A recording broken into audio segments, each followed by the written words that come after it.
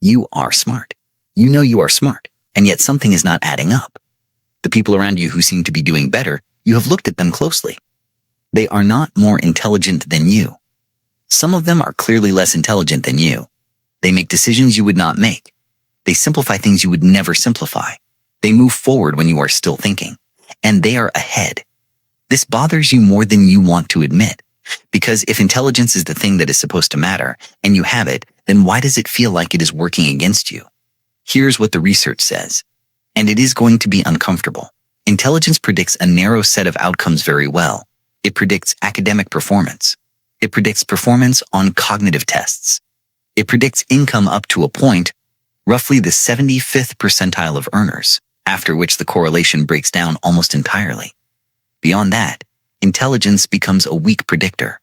In the landmark longitudinal studies of intellectually gifted children, Terman's research at Stanford that tracked 1,500 high IQ individuals from childhood through their adult careers, a significant portion of his high IQ subjects ended up with ordinary outcomes. They did not transform their industries.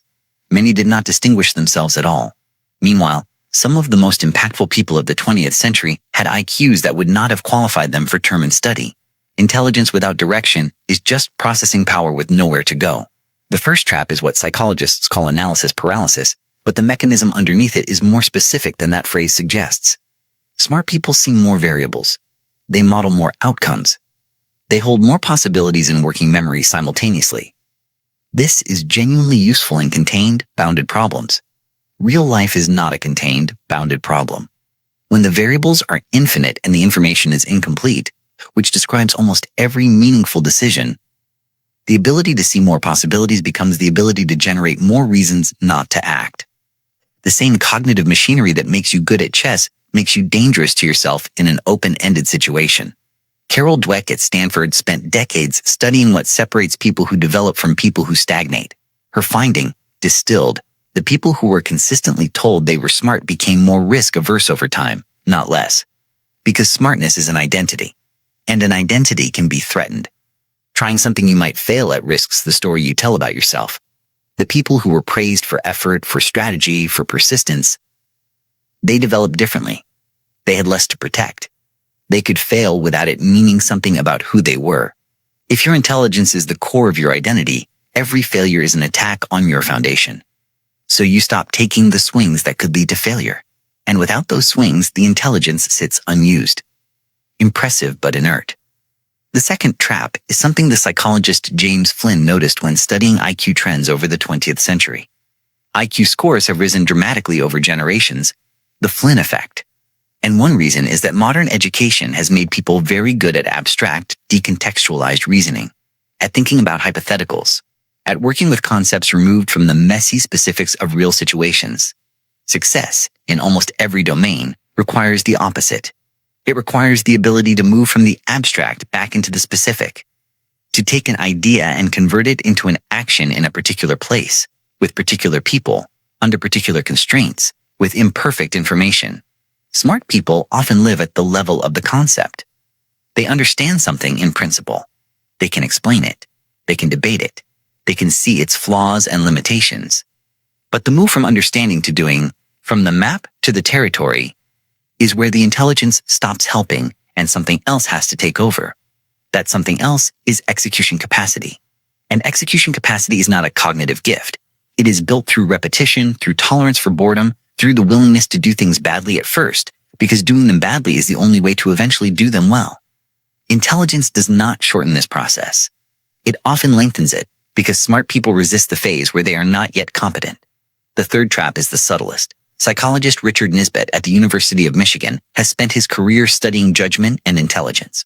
One of his findings, high IQ individuals are not significantly better at avoiding motivated reasoning. They are, in some cases, worse, because they are better at constructing arguments. They can build a more sophisticated justification for the conclusion they already wanted to reach. They can tell themselves a more convincing story about why the comfortable choice is the right choice. Nisbett calls this my-side bias. The ability to think is turned toward the protection of the self rather than the investigation of the truth. This is the trap that is hardest to see. Not that you are reasoning poorly, but that you are reasoning fluently in the wrong direction.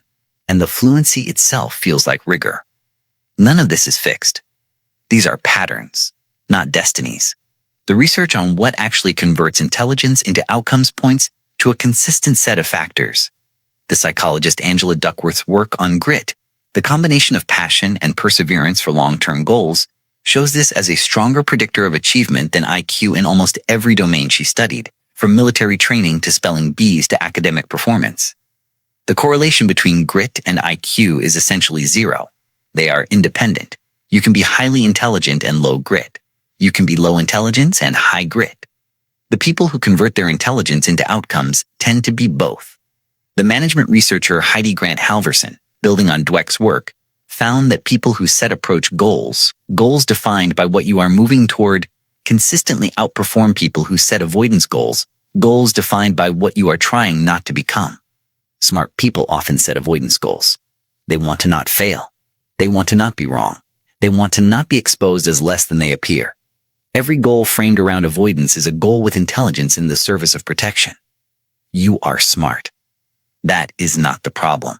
The problem is what you are using the intelligence for, whether it is in the service of action or in the service of justification, whether it is being deployed toward a goal or being used to protect the identity that contains it. The gap between being smart and being successful is not an intelligence gap. It is a deployment gap.